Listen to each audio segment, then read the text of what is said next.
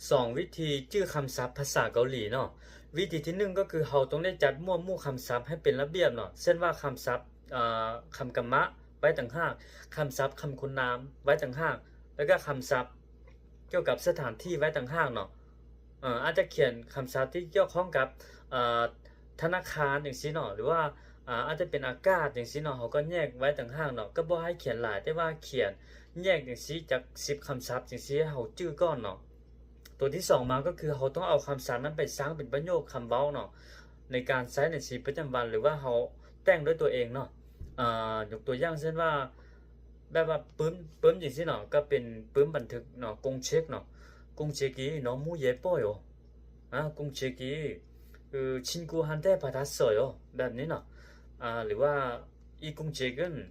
내일 친구한테 보내려고 해요. แบบนี้เนาะเอามาสร้าง